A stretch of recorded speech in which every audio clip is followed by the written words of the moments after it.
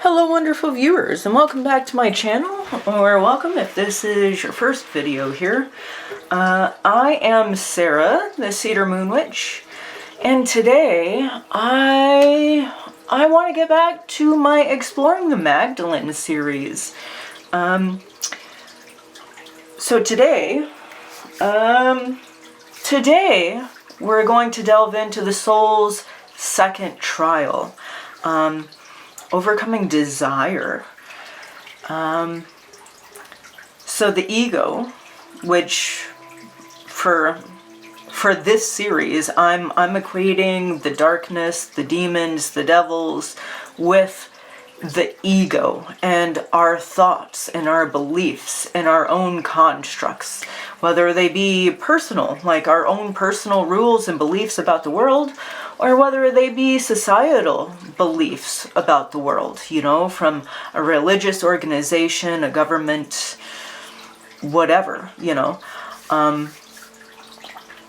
So the second trial of the soul is to face the darkness that is the ego and the desire that the ego says that we have.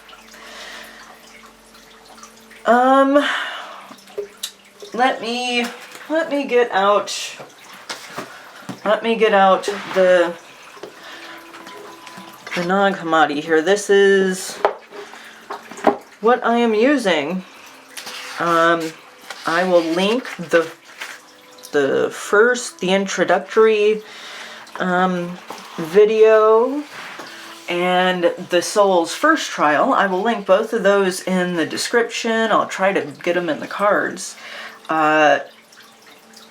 You know, so I won't go too far into like the basics, but I will say that this is a study based on the Gospel of Mary that's found in the Nag Hammadi Scriptures, which these were discovered in the 1970s in a region around Nag Hammadi.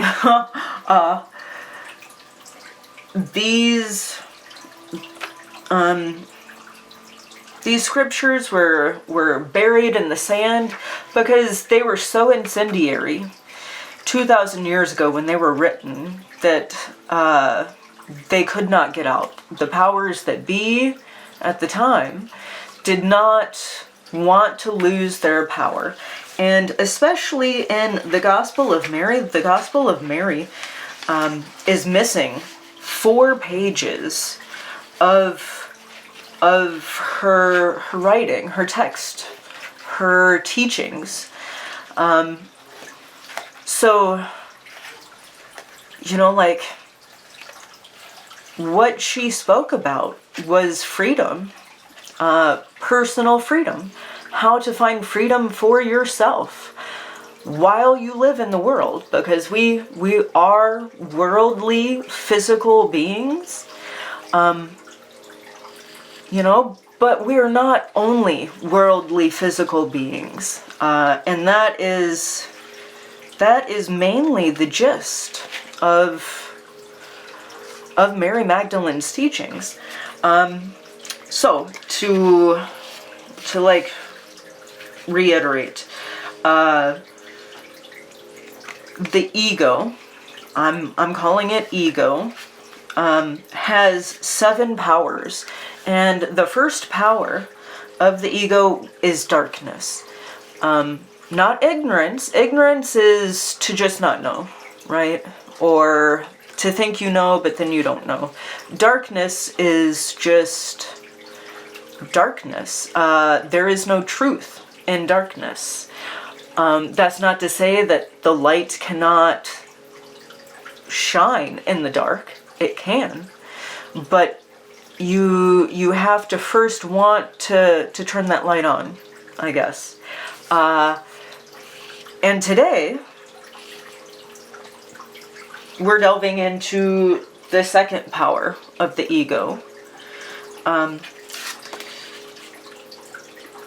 The second is desire. The second power is desire. So, that said,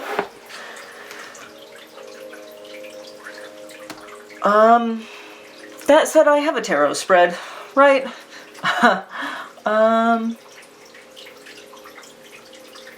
Yes, let me see. I have a tarot spread. So let me put this away. Where did my tarot spread go? Okay.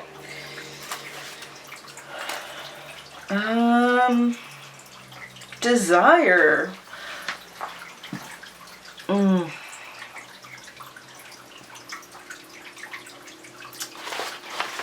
Okay, so, desire. Let me see.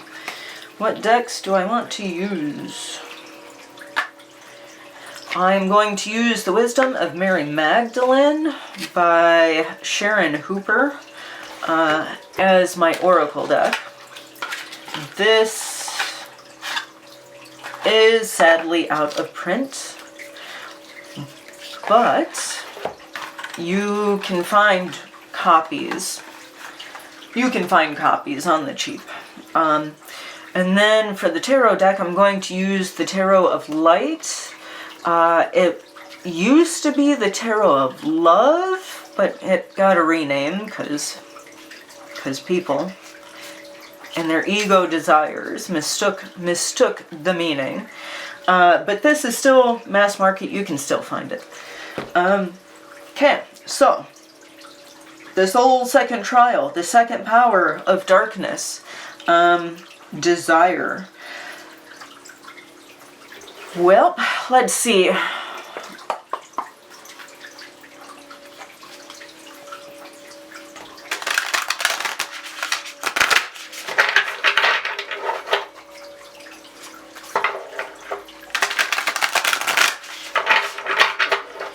We will give the cards a shuffle.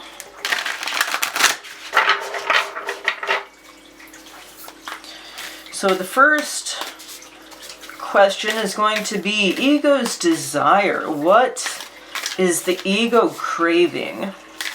The second prompt is soul's calling. What does my soul truly desire?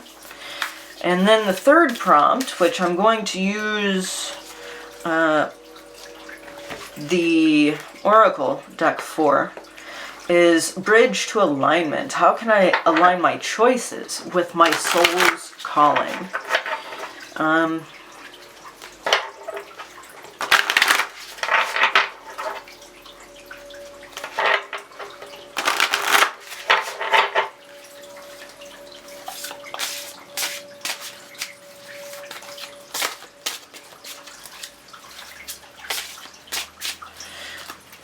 Okay. I guess here we go.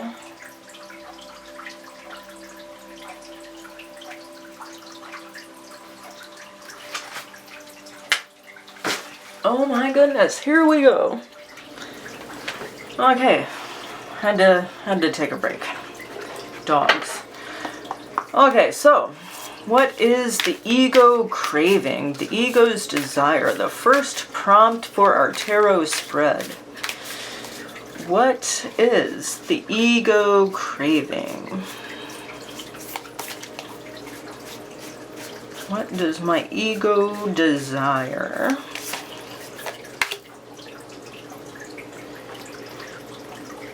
What does my ego desire? It desires the Ten of Angels and my soul's calling. What does my soul truly desire?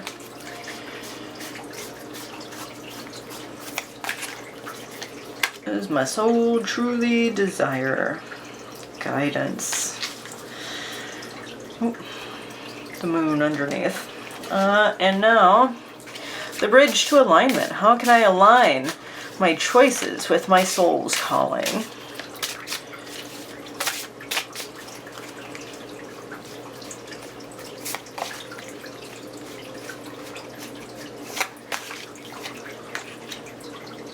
Love to compassion. Well, this is interesting, isn't it? What does my ego crave? It craves surrender. It craves for me to quit resisting. Quit thinking about it. Quit trying to go deeper. Just stay surface level. Trust me, right? That's what the ego says with the 10 of angels and surrender. What does my soul truly desire? The teacher, guidance. My soul desires to know more, to dive deeper, to know God, the all, the universe, the one. And the bridge to alignment. How can I align my choices with my soul's calling? Love to compassion. It says, Mary said, because, my Lord, we are compassionate not only to each other, but to the entire race of humanity, so that they may escape the violent rulers of darkness. And this was a quote from the Pistis Sophia, which is another book in the Nag Hammadi Scriptures. That's interesting. So my bridge to alignment is compassion.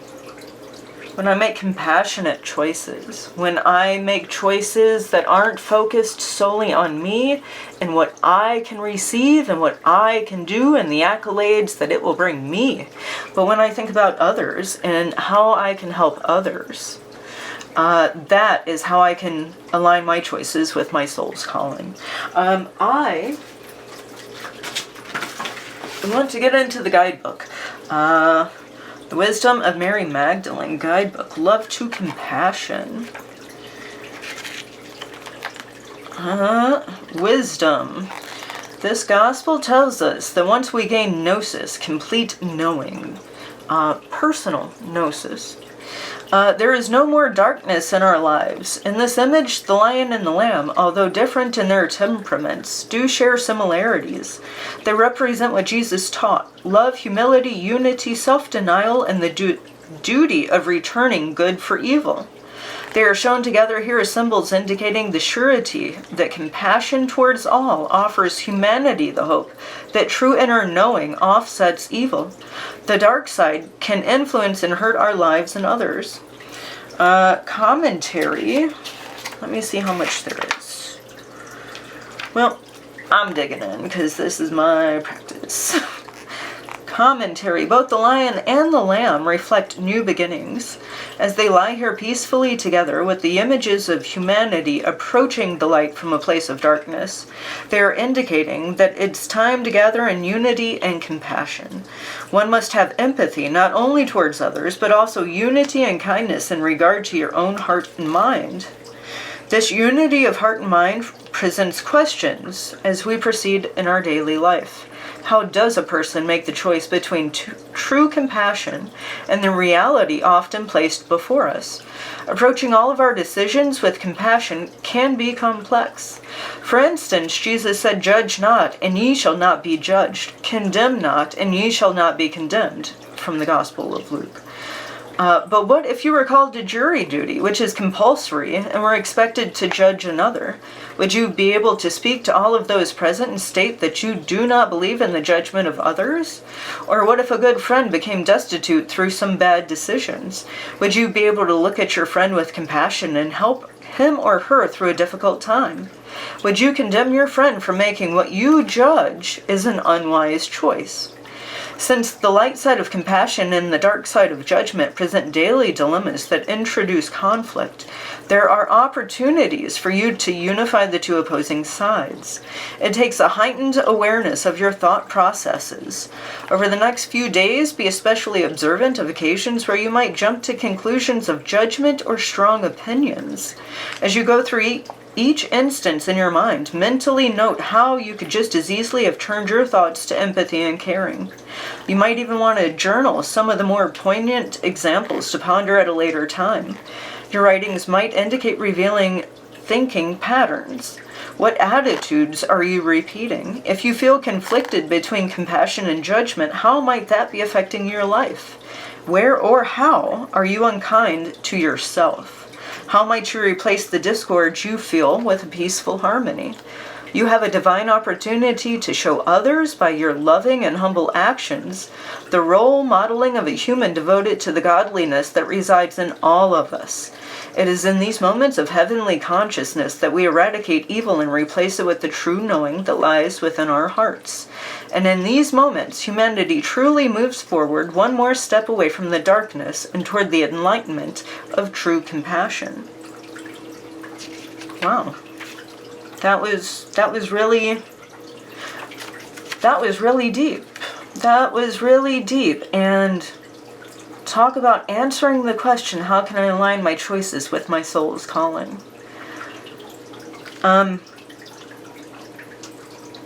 So be compassionate, not only with others, but also with yourself.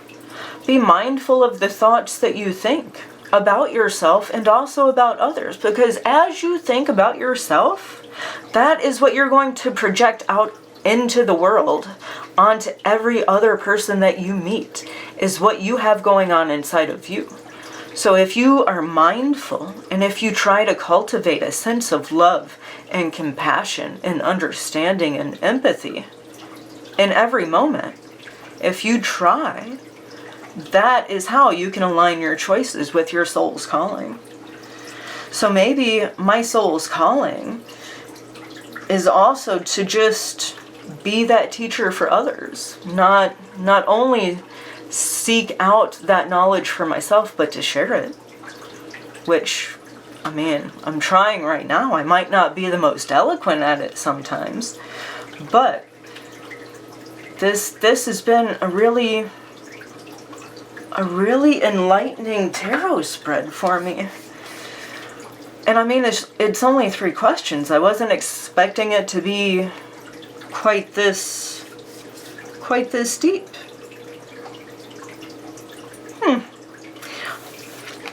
I think I'm going to leave love to compassion out.